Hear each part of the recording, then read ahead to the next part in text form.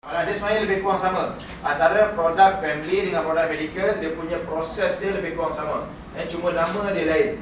Kalau kata medical ni lebih kepada perubatan, iaitu kos rawatan, masuk hospital. Kalau kita sakit, kita claim, itu lebih pada medical. Kalau family ni lebih kepada simpanan, lebih kepada rider-rider, kemalangan, mati lumpuh, yang itulah. Saya akan terangkan satu-satu. Baik, kita go through terus. Baik, pengenalannya membantu mengurangkan beban kos rawatan. Itu. Tuan-tuan perlu cuma faham dia punya konsep dan dia punya definisi saja. Jangan fikir sangat, nanti masuk hospital berapa nak kena bayar apa semua, itu tak. Dia takkan tanya dalam periksa, dia takkan tanya hospital mana yang you pergi. Berapa coverage kalau you masuk Columbia Hospital, tak, dia tak akan tanya macam tu. Dia akan tanya secara dasar dia saja. Boleh bosin tengok aku. Tengok tu tak punya saya. Kemudian dia lebih kepada untuk melindungi risiko kewangan lah. Dan kalau kata kita sekarang ni kita bekerja atau kita tak bekerja, kalau kita masuk hospital confirm kita akan kena charge kan. Kecuali kalau masuk hospital kerajaan, maybe RM1 jadi kutip, tapi tu dia nak berantung panjang kat belakang, sanggup tak sanggup. Jadi sebab tu sekarang ni orang lebih memilih untuk mencari satu takaful atau insurans yang ada medical card kos rawatan. Tapi nanti bila the next class, the next stage, bila you masuk sini, kita akan ajar more detail. Perlu tak perlu you ambil kos rawatan ni sebenarnya. Contohnya kalau kata, contohlah Cik Anwar kan, contohnya MITI dah cover untuk pekerja, staff kan. You masuk hospital, coverage by company. So kalau kata you ambil medical card pun, no function, tak ada fungsi. Pasal dia tak boleh nak dummy bill. Yang tu kita kalian akan ajar. Cuma di sini saya akan ajar secara dasar je, boleh Baik. Kemudian kita lihat prinsip dan amalan takaful ini yang ni Cik Khalid dah sebut tadi, iaitu kepentingan boleh lindung, sebab percaya mutlak, subrogasi, indemnity. Cik Faizal, indemnity apa Cik Faizal? Tak ingat. Cik Noor, subrogasi apa? Subrogasi ni tuntutan tidak boleh mengadilah berlaku kemalangan pada dia yang amnya. Tak ada sebab yang menghalang dia supaya dapat claim. Betul. Monggo lulus lah. Kalau tak ambil, saya ajar tak apa. Okey, kita teruskan. Kemudian dia akan semua konsep sama rata, subrogasi, tabaruk, waranti tadi kita dah belajar kan. Okey, tolong ingat istilah-istilah ni istilah-istilah ni perlu diingat, wajib. Sebab dalam soal peperiksaan dia akan banyak keluar benda-benda macam ni. Saya akan tanya benda-benda flat-flat. Baik. Kemudian amalannya melibatkan proses pemudaratan urus tadbir tuntutan. Yang ini just you faham dia punya apa benda je. Tak perlu nak faham detail sangat pun. Okey, baca sekali bas je. Saya cakap kepada anda, saya cakap kepada Fauzi tadi, dalam buku tu bila kata kami dah habis mengajar nanti, balik rumah baca je. InsyaAllah kita akan ingat. Sekali bas pun tak apa. Pasal dulu masa kita periksa pun, besok nak periksa malam tu baru buka buku. Kita pun tak baca sangat, baca tajuk je. Pun lulus juga. Tapi saya ambil TBG dah mula sikit kan. Cik Khalid dah ambil susah sikit PCIA. Tapi insyaAllah boleh lulus. Okey. Kemudian perundangan dan peraturan kita kena faham, garis panduan perniagaan takaful perubatan, payment minimum, garis panduan. Yang ni semua ni insyaAllah saya ingat tuan-tuan boleh baca sendiri. Benda ni mudah. Okey, tak perlu ambil serius.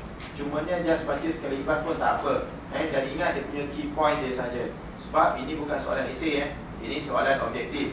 Bila soalan objektif, kita ada A, B, C, D kan. Ada 4 pilihan jawapan dan lebih kepada common sense je sebenarnya. Contohlah, dia tanya soalan yang pelik-pelik kan. Bagaimanakah amalan subrogasi ni sekian kan. Tanya contoh soalan macam tu. Jadi macam mana kita nak jawab? Tengoklah jawapan dia. Kalau kata jawapan tu jenis yang pelik, agak panjang sikit, itu jawapannya. Betul. Jadi kita katakan tadi, dalam soalan peperiksaan, dia banyak bermain dengan kemahiran berfikir, common sense. Contoh macam kita ambil PSR ke, PMR ke, SPM, lebih kurang sama betul. Satu lagi jenis yang jawapan pilihan ni. 1, 2, 3, 4, semua di atas. Semua di atas jawapannya. Biasanya macam tu lah. Tapi jangan terperangkap, ada juga kadang soalan-soalan yang tak macam tu. Kena faham betul-betul. Boleh Okey. Negara yang ni tuan-tuan baca sendiri. Okey, garis panduan perniagaan takaful melibatkan kesihatan ni. Yang ni just dia punya pengenalan kepada takaful perubatan tu. Okey, penuhi keperluan individu. Kenapa kita perlu ambil takaful perubatan? Okey, iaitu medical card tu lah. Yang pertama, penuhi keperluan individu. Kemudian pastikan perniagaan mampu menyediakan pengendalian, tetapkan tahap perlindungan sesuai, galakkan persaingan sihat dan industri. Pengenalan ini lebih kepada syarikat. Lebih kepada syarikat takaful. Okey, macam mana kita nak masuk nanti apa semua itu serta tu dia lagi. Dia akan go through terus ya. Okey. Kemudian garis panduan syarat modalitas segini semua just tuan-tuan baca je. Ini pun sama. Okey. Ini antara kegunaan dia lah.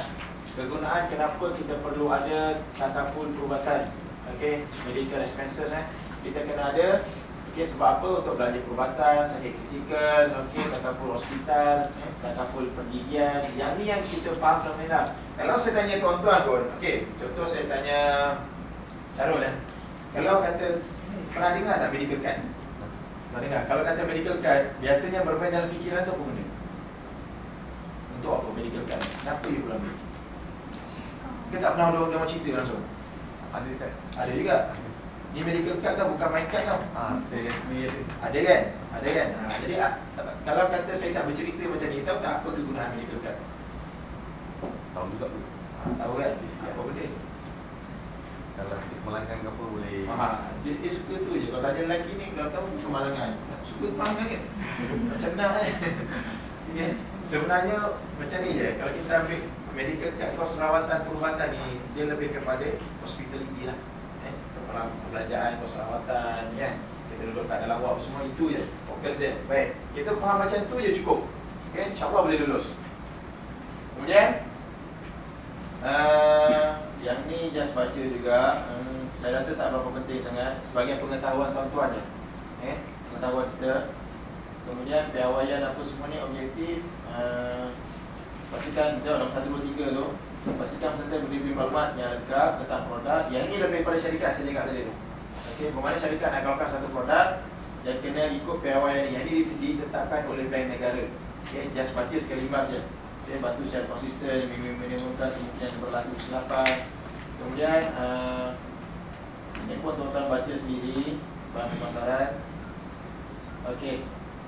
Tengok, saya kata tadi lebih kepada syarikat kan? Dia memang lebih kepada syarikat. Baik, ini tuan-tuan boleh baca. Ini boleh baca kan? Okay, sambil-sambil nanti kalau kata makan tengah hari, sebab petang sekarang kita akan ada test. Tapi saya ingat test dia pun tak banyak. Dalam bab ni tak banyak. Dia banyak dalam bab cek kali dia tu. Study sekali bas je. Okay? Tapi biasanya kalau kita kata ada test ni, kalau dah duduk macam ni, dia tak sah tak biru. Biasanya macam tu lah. Tapi kalau boleh buat sendiri Isi. Juga subjektif. Objektif. Dan subjektif boleh, saya boleh tukar makan tengah hari nanti saya tukar semua subjektif. Mampu. Tapi memang soalan dia adalah objektif yang risau. Baik. Kemudian yang ni pun sama yang ni lah, yang prosedur syarikat. Baik. Had bayaran tuntutan, had setiap bina upaya, had tawaran suruhan, had sepanjang ayat. Ini tuan-tuan baca sendiri. Baik, faktor risiko. Baik. Faktor risiko dia dikenal sebagai mortality ni. Faktor risiko ni dalam insurans atau takaful standard. Kadang-kadang kita fikir kenapa kita masuk takaful, contoh macam umur Cik Noah lain. Umur berapa tuan? 30. Dia gelak tak? Benda 30. 36 atau 30 sama lagi kan. Okey, umur 36. Berbeza tau. Umur kemasukan Cik Anwar dengan umur kemasukan saya, kita 10 tahun beza. Saya 26. 26 tak? Berbeza. Kalau kata umur Cik Anwar masuk premium ni, katakanlah sebulan dalam 200. Saya mungkin RM100 sebulan. Kadang-kadang orang bertanya, kenapa mahal sangat? Betul tak? Yang inilah yang kita kena faham. Dalam insurans atau takaful, faktor umur, usia ni mempengaruhi kadar caruman kita bayar setiap bulan tu. Sebab dia kira risiko ni. Tengok ada usia, ada risiko pekerjaan. Kalau macam Cik Noah duduk dalam ofis, mungkin pekerjaan dia risiko rendah. Macam saya ni atau Cik Khalid atau Cik Syarah yang buat marketing ni, hulu kini jumpa orang, risiko dia tinggi sikit. Betul? Okay, ada lagi tak yang kerja-kerja macam kontrak construction ke, kerja bawa kren ke? Kren tu lagi tinggi. Sampai kan kalau kata yang kerja kren ni, yang bawa kren, yang buat bangunan yang tinggi-tinggi tu, kita tak tahu nak kelaskan berapa kelas dia. Dalam insurans ada 4 je, 1, 2, 3, 4. Yang kren ni atau yang bawa helikopter ni kita tak tahu dah letak kat mana dah. Sebab terlalu risiko dia terlalu tinggi. Kadang-kadang syarikat tak ambil langsung. Pasal dia terlalu sangat tinggi risiko dia. Senang sangat mati. Itu dia. Dalam insurans dia ambil kira macam tu. Satu lagi bila kata usia ni kan, usia dah meningkat. Kadang-kadang orang tanya kenapa makin tua usia makin banyak premium. Yang kita jelaskan, bukan kata makin tua ni makin banyak risiko tu, tak juga. Sebenarnya makin tua kita makin nak hampiri ke batu dua. Itu perkiraan dia sebenarnya. Makin nak mati lah orang kata kan. Jadi risiko dia makin besar. Standard. Baik. Kemudian alam persekitaran, ini pun mempengaruhi risiko. Kaedah membendung kos, inilah had kawalan dalaman, jadual prosedur pembedahan, tempoh maksimum papasan, tempoh masuk bayaran bersama, deductible, panel hospital. Jadi cara-cara kita nak meminimumkan kos perubatan lah. Ya, contohnya macam panel hospital. Contoh bila kata peserta diambil satu produk perubatan, diambil kos satu medical card dengan satu company, contoh Takaful Ikhlas. Kalau kata dia tak ambil dengan Takaful Ikhlas, dia pergi klinik swasta, confirm dia akan kena bayar. Kan, contohlah dia kena sakit buah pinggang, kena 25,000 untuk operation. Jadi bila kata dia ambil medical card, bila ada panel medical card, Takaful Ikhlas confirm dia ada dia punya panel sendiri. Kan, jadi mana-mana panel you pergi, okey, guna kad saja free of charge. Yang kita kena bayar adalah yang premium dia setahun sebulan sekali tu yang kita kena bayar. Kos rawatan semua ditanggung oleh syarikat. Itu dia kata kena ada panel hospital. Cara nak meminimumkan kos. Kalau kata tak nak ambil pun tak apa, pergi sendirilah, tapi bayar sendirilah. Kan? Macam tu. Baik. Kemudian kemasukan ke hospital tanpa bayaran deposit. Okey. Tak semua syarikat cashless tau. Tak semua syarikat. Bermakna kalau kata medical card tu kita kena faham, kalau kita masuk hospital, okey, tak semua yang tak payah ada deposit. Kebanyakan insurans atau takaful bila kita masuk hospital, walaupun panel dia akan minta kita sedikit deposit. Yang tu kita kena faham. Sebab apa kena deposit? Kadang-kadang bila kita keluar ataupun kita masuk tu, kita dah guna dia punya bros gigi, kan? Kita guna dia punya tuala. Kadang keluar besok kita ambil dia punya free gift tu, bunga ke coklat kita ambil. Yang tu sebenarnya dia charge, dia tak bagi free gift pun. Kan, yang tu dia ambil deposit sebenarnya. Boleh faham Okey, itu sikitlah. Dia tanpa bayaran cashless. Baik. Ini yang kita kena kau tak kapur dia depositkan. Kau tak kapur. Dia ada kaitan dengan kod insurans. Kod takaful lah. Sebab tu saya kata tadi, tak semua medical card cashless. Macam Takaful Ikhlas sendiri pun saya tak berani kata kita bukan cashless. Okay. Kena juga deposit.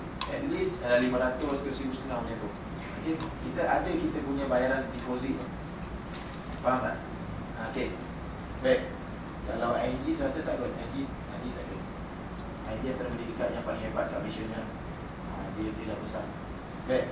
Kemudian perkhidmatan tanpa tunai, penyelesaian tuntutan, penyelenggaraan perkara data, ini semua diuruskan oleh Takaful sendiri lah. Kalau kita berurusan dengan Takaful Ikhlas, you ambil produk dengan Takaful Ikhlas yang akan uruskan. Nak buat claim ke apa dan sebagainya, semua melalui syarikat. Okey. Baik, seterusnya kita masuk jenis-jenis takaful perubatan dan kesihatan. Cukup sekali bas ya, saya buat terus menerus je. Pasal benda ni kita just sebagai pemahaman je. Tak detail sangat pun tak apa. Okay? Tak banyak sangat soalan kalau dari sini. Kalau nak detail nanti kita akan buat next stage untuk next class. Yang tu kita akan fokus terus kepada produk, okay? Dan kita akan terus menjual. Tapi produk perubatan ni pun kita tak akan menjuru sangat. Saya lebih kepada produk family. Okay? Perubatan ni tak perlu sangat. Baik. Bab 10. Kita akan tengok isi kandungan dia, asal kandungan takaful, jenis plan perubatan, apa dia jenis dia, apa yang dilindung, okey, kemudian istilah-istilah penting. Baik, istilah penting ni pun sama macam istilah sekali dulu. Istilah-istilah tu kita kena faham dan tolong hafal. Yang istilah itulah yang sangat famous masuk dalam perspekaan. Ya. Melindungi jumlah sungai yang dikenakan oleh pihak hospital, had sekatan kata manfaat, had bagi setiap bidang upaya, had tahunan seluruhan. Yang ini saya akan baca sekali bas. Kalau kata di ujung nanti tak faham, terus tanya. Ya, tengok je. Kalau kita nak tanya terus pun tak apa. Baik. Kemudian jenis plan perlindungan. Yang ni jenis-jenisnya cuma kita kena tahulah apa benda yang dilindung dalam produk perubatan ni. Yang pertamanya plan individu. Plan individu contohnya kalau kata Puan Liza. Puan Liza diambil seorang untuk dia. Yang tu kita panggil plan individu. Seorang dia ambil. Kemudian ada plan berkumpulan. Plan berkumpulan ni katalah satu syarikat ataupun satu industri mana-mana, industri kecil, industri besar. Dia ada syarat minimum dia berapa orang nak ambil kelompok berkumpulan. Yang tu pun boleh. Boleh juga sama ada syarikat yang akan bayar 100% premium ataupun syarikat sikit dan peserta sikit. Dia ada dia punya perjanjian dia nanti. Okey. Lepas tu dia ada sumbangan dan tanpa sumbangan pun ada juga. Kalau kata dengan sumbangan ni macam saya kata tadi lah, kalau kata dengan sumbangan mungkin perjanjian antara syarikat dan dia punya pekerja tu, mungkin pekerja bayar 30%, syarikat bayar 70%, ataupun semuanya di-cover oleh syarikat pun ada juga. Macam ini keadaan kan. Itu tak ada masalah. Baik. Kemudian jenis-jenis plan takaful banyak perubatan, kemudian ada takaful faedah tunai hospitalan, maksudnya masuk hospital dapat duit. Okey. Kemudian ada takaful penyakit kritikal, kena sakit, doktor diagnose sakit pun dapat, pokok rawatan semua ditanggung. Okay. Kemudian ada takaful pendapatan hilang upaya kekal pun sama juga. Yang ini ada jenis-jenis dalam takaful perubatan tadi tu. Ya, ingat ada 4 perkara tadi tu. Perubatan, okey, hospital, sakit kritikal, hilang upaya. Yang ini yang terkandung dalam takaful perubatan. Baik. Kemudian skop perlindungan dia confirm lah. Kalau kita kata senang cerita macam ni lah. Kalau kata takaful perubatan je ataupun medical card, dia confirm dia akan berkaitan dengan kos-kos rawatan. Kita duduk hospital akan dapat duit, akan ditanggung kos rawatan.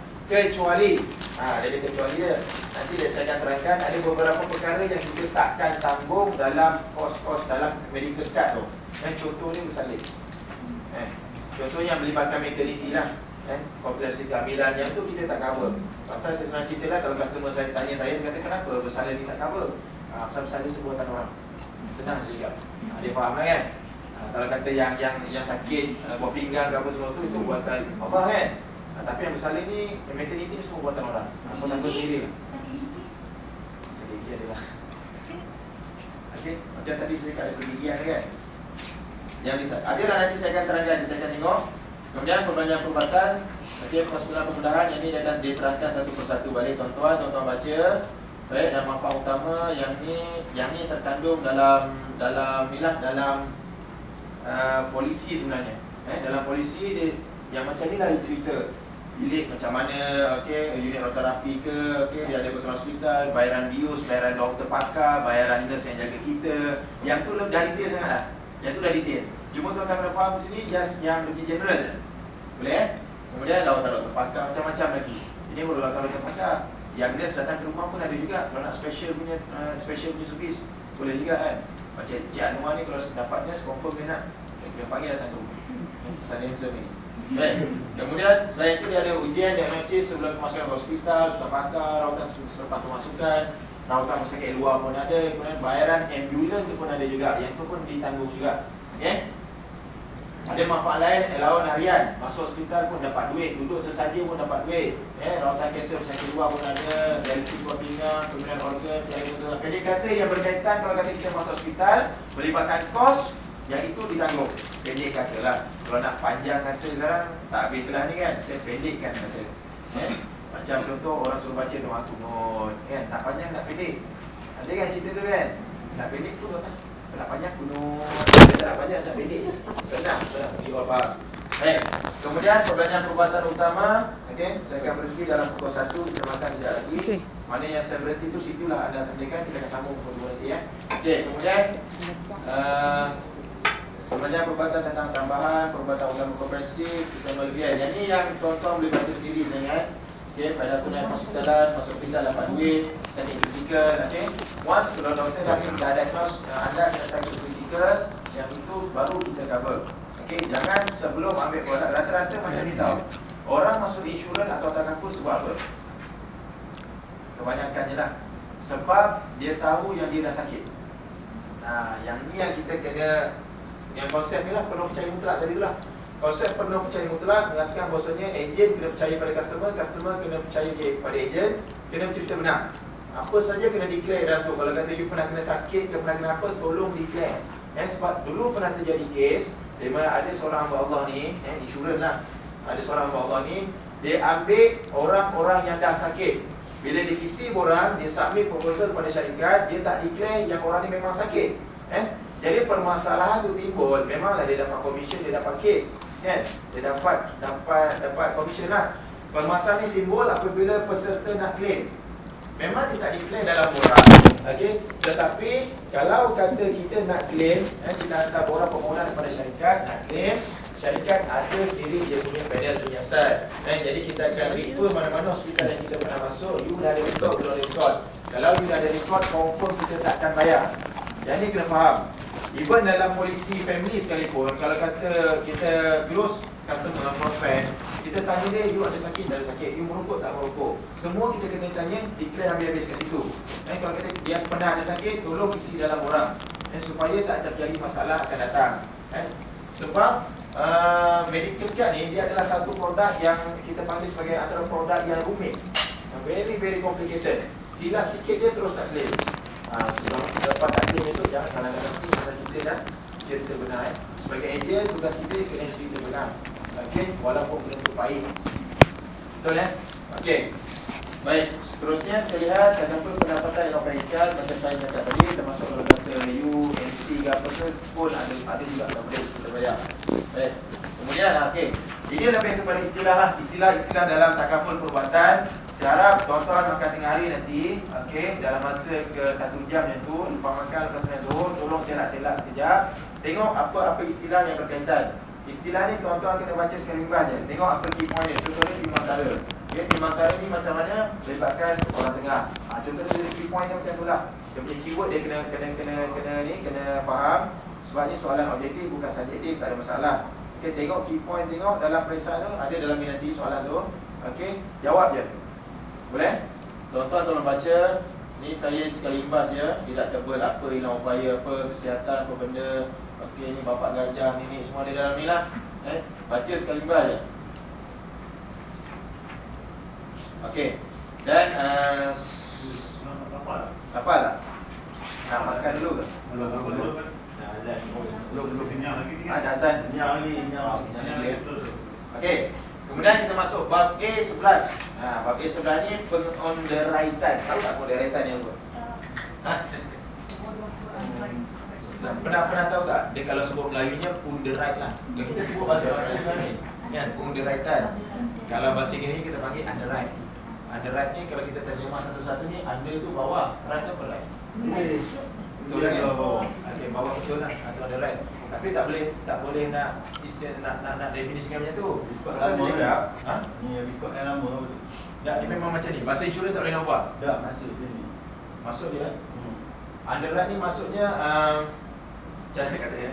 Okey, kita contoh customer masuk. Okey, customer masuk, isi borang apa semua, borang tu kita submit pada syarikat dan borang tu akan pergi kepada underwriting. Underwriting ni dia akan tentukan you all layak ke tak layak. Based pada umur, kemampuan, okey, pekerjaan. Underwrite semua kat situ. Dia nak tengok kelayakan kita macam mana. Itu nama dia underwrite. Okey, bukan undercover ya. Underwrite. Faham betul? Ini salah satu proses yang rumit lah. Okey. Cumanya benda ni tak detail. Baca sekali bahasa underwrite tu macam mana. Baik.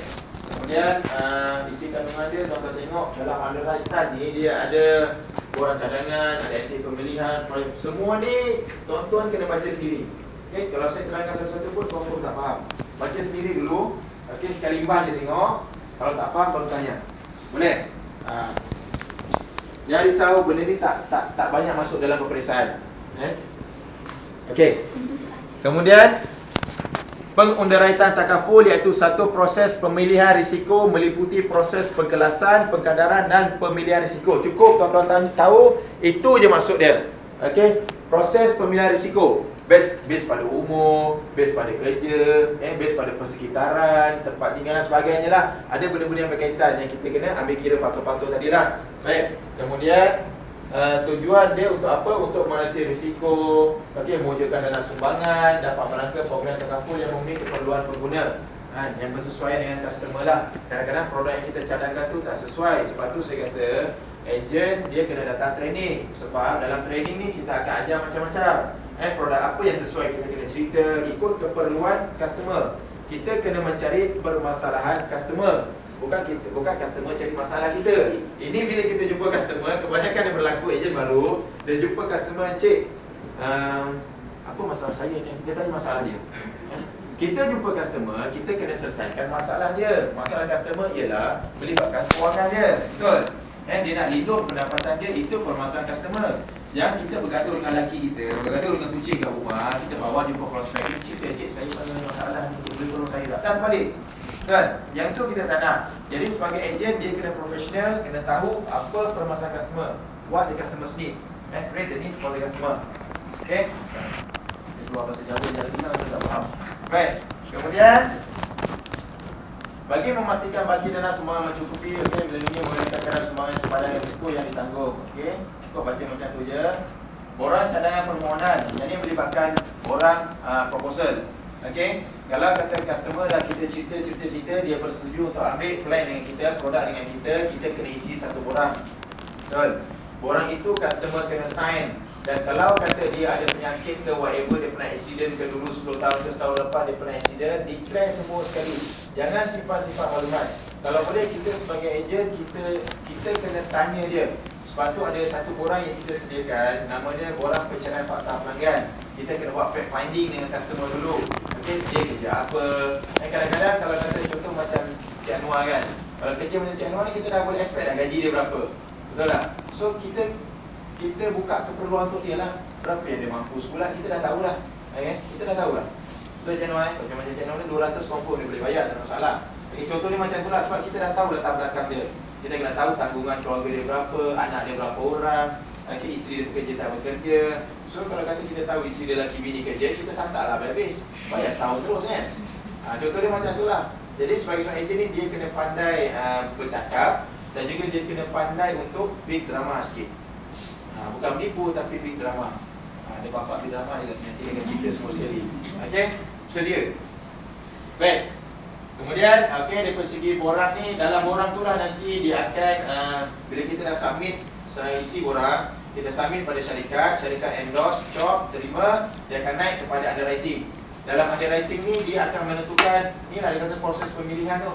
Dia akan underwrite balik, customer ni layak tak layak, sesuai tak sesuai dengan kerja dia, risiko dia masuk kelas ke berapa. Dia ada 4 kelas tau insurans ni. 1, 2, 3, 4. Satu ni yang paling tak berisiko lah. Contoh macam macam saya mengajar ni kan, jadi tak berisiko. Jadi kalau macam kelas 2 ni, contoh dia macam orang yang buat marketing, yang berjalan kat luar tu kan. Ataupun yang kelas ketiga ni macam operator, technician, itu kelas 3. Yang kelas 4 ni yang paling berisiko, melibatkan senjata contohnya kan. Yang helikopter, yang dispatch ni kelas 4. Dispatch keluar ni, bukan dispatch kat dalam, yang kat luar. Okey, yang ni risiko dia tinggi sikit. Baik. Sebab tu dalam underwrite tu lah dia akan tentukan segala-galanya. Cukup tuan-tuan perlu faham, bila kata borang tu dah ditulis, dah di-sign, make sure customer kena sign, kemudian kita submit pada syarikat, dia akan pergi melalui proses underwrite.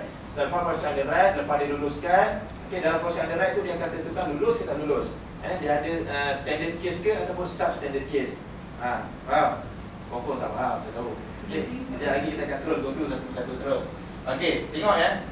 Dia faktor-faktor dalam proses pemilihan risiko untuk takaful perubatan merangkumi 4 benda ni.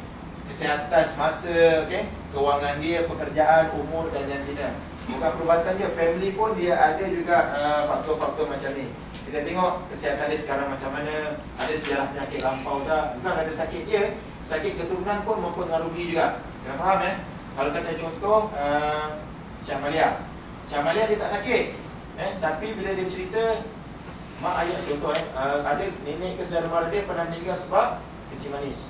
Okey, yang penyakit-penyakit melibatkan keturunan ni kita pun kena declare juga pasal dia keturunan. Okey, kita kena declare sebab takut benda ni kan gen, dia akan turun dapat. Jadi benda tu kita kena declare terpulang kepada underwrite, dia nak terima ke tak terima. Okey. Kemudian proses pemilihan risiko samalah tadi, tuan-tuan boleh baca umur, kesihatan, pekerjaan dan juga kewangan dia. Kemudian pemilihan perubatan, proses menyemak semula, ini sama juga. Tuan-tuan baca sekali lepas je. Kiranya kalau saya cakap underwrite ni adalah proses untuk pemilihan risiko. Untuk tentukan sama ada dia layak ataupun tak layak untuk ambil produk tersebut. Itu proses underwrite. Kita faham macam tu cukup. Itu dia punya key point. So kalau kata ada seorang yang pelik-pelik pun, dia pusing-pusing pun dia akan situ juga, pemilihan risiko juga. Boleh? Faham Cik Mulia? Faham ya? Ni amal ni Sakinah. Boleh? Sakinah dia ambil bidang insurans, dia tahu sikit-sikit lah. Dah, ni Cik Jam faham Cik Jam?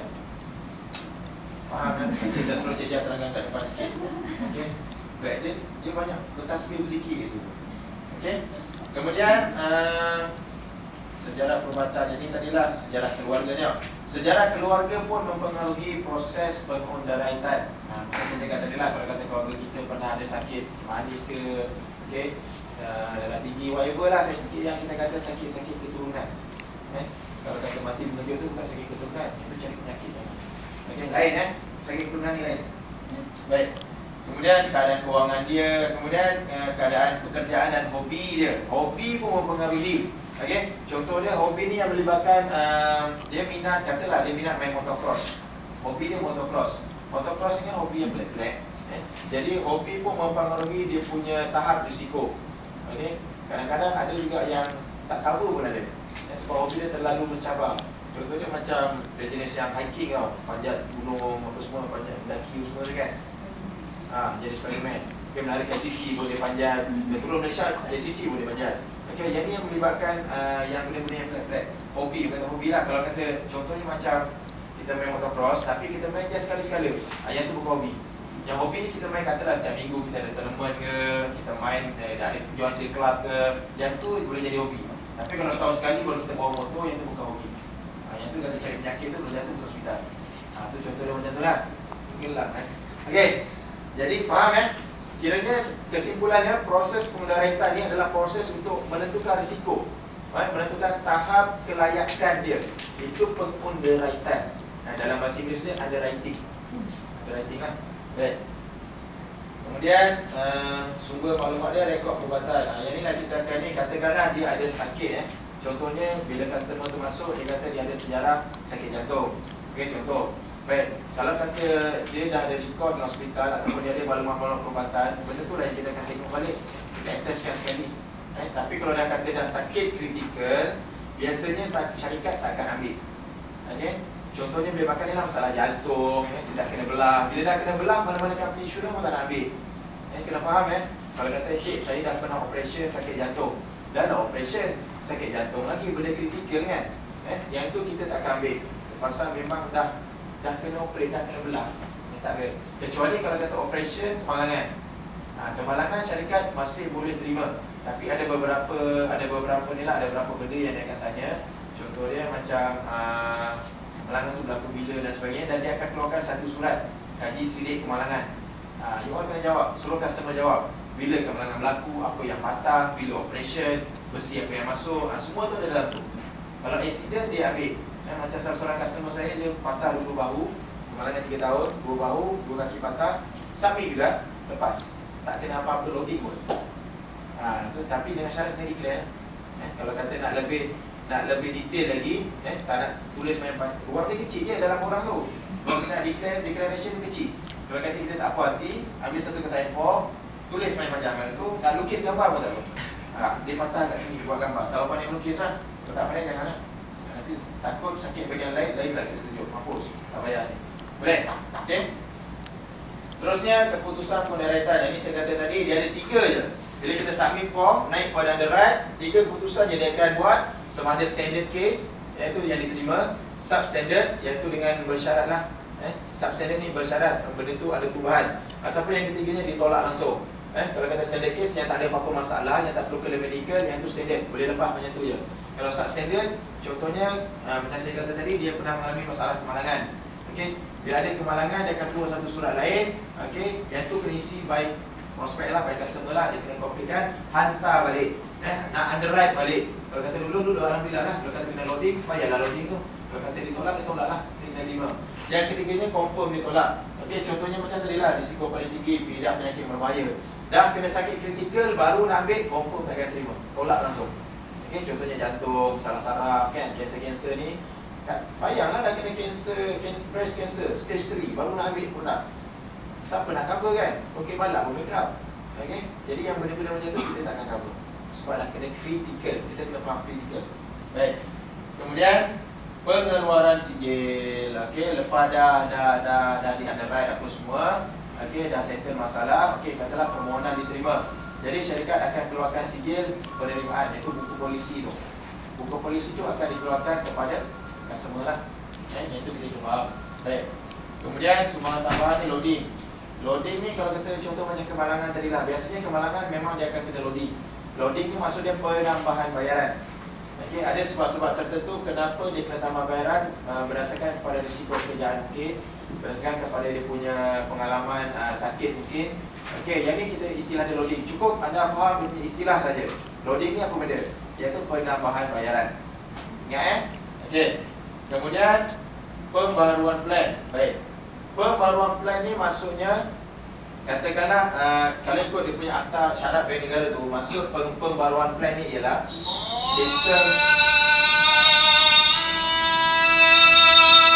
maksud pembaruan plan yang diterjemahkan oleh bank negara ialah kita masuk satu polisi, kita ambil satu plan, okey, kurang daripada 12 bulan. Maksud dia kurang setahun, kita ambil keputusan sama ada untuk berhenti, untuk tukar. Iaitu nama dia pembaharuan plan. Dan benda ni biasanya merugikan customer okey. Sangat-sangat merugikan customer. Katakanlah contoh kita ambil satu polisi, okey, kita masuk tak sampai setahun pun. Tak sampai setahun kita nak terminate. Kita nak surrender. Kalau kata takaful perubatan, memang confirm bayaran yang kita bayar tu memang burn. Medical card memang burn, tak ada simpanan langsung. Okey, contohnya dalam family. Bila kita ambil program family, kita masuk tak sampai setahun dah nak terminate. Okey, dalam masa setahun tu kita tak akan dapat 100% duit yang kita simpan. Takkan dapat. Tapi saya bagi tahu anda satu rahsia di mana nanti anda tahulah. Dalam takaful ikhlas ni antara satu-satu takaful, salah satu takaful, kalau tahun pertama customer surrender kita dah ada nilai tunai. Maksudnya surrender je, katakanlah dia bayar 100 bulan, bermakna setahun ada 1,200 kan. Dalam masa setahun tu dia surrender, jadi dia tak akan dapat 1,200. Mungkin dia akan dapat macam bonus surrender dalam 48 ke 68 ringgit itu je. Ada juga kan. Berbanding kalau kata konvensional, dalam masa 3 tahun anda surrender kosong, takkan dapat duit. Sebab macam tadi Encik Khalid cerita tu, pasal syarikat adalah penanggung risiko. Betul? Duit anda bayar terus masuk syarikat, jadi syarikat akan tentukan aku nak bayar, nak bayar. Tapi bila kata takaful, dia dah masuk ke dalam akaun tabaruk tadi tu, tabung derma tu. Jadi kita ada hak nak ambil balik duit kita akan bagi balik. Baik. Kemudian bayaran sumbangan bergantung pada plan sigil yang kita ambil. Contohnya dalam takaful perubatan medical card, dia ada 5 plan keseluruhan. Ada 5 plan, kena faham A, B, C, D dan E. Masing-masing plan ni dia ada limit dia. Yang ni sudah masuk detail sikit lah. Okay? Dalam 5 plan ni ada bayaran limit dia. Ada limit dia setahun. Contohnya macam plan A mungkin 450,000, okay? Plan B mungkin 300,000. Dia ada limit je. Okay? Yang ni ikut plan-plan. Sebab tu dia kata bergantung bayaran sumbangan tu bergantung kepada plan apa yang kita ambil. Kalau kita jadi anak orang kaya, ambillah plan A. Okay? 450,000 punya coverage whole life. Sepanjang usia polisi tu, mungkin dalam 2-3 ribu setahun. Kalau kita banyak duit lah. Kalau tak ambil yang plan paling rendah, bergantung kepada plan yang kita ambil. Itu maksud dia. Kemudian penamatan perlindungan, termasuk takaful perubatan ataupun takaful keluarga, dia akan tamat dia punya polisi sigil, dia akan tamat kalau yang pertamanya berlaku kematian. Kalau dia mati, peserta mati, polisi akan tutup, kita akan pulang balik, sumbangan perlindungan kita akan bagi. Baik, yang keduanya mencapai tempoh matang. Bila kata polisi tu contoh ambil selama 20 tahun, tempoh dah matang 20 tahun, kita akan serah balik nilai apa benda yang disimpan, kita akan plus dengan dividen keuntungan yang ada, kita akan bagi balik. Yang tu nama dia nilai serahan. Dan yang ketiga, jumlah manfaat yang dibayar melebihi maksimum yang ditetapkan. Jadi termasuk sekali dia punya coverage lah. Contohnya kalau kata dia hilang upaya, dia meninggal dunia, yang tu coverage yang kita akan bagi kepada peserta. Baik. Dah masuk part 12. Nak rehat ke nak terus? Terus dah ni. Okay, saya rasa molek lah kalau kata kita berhenti rehat. Kita makan tengah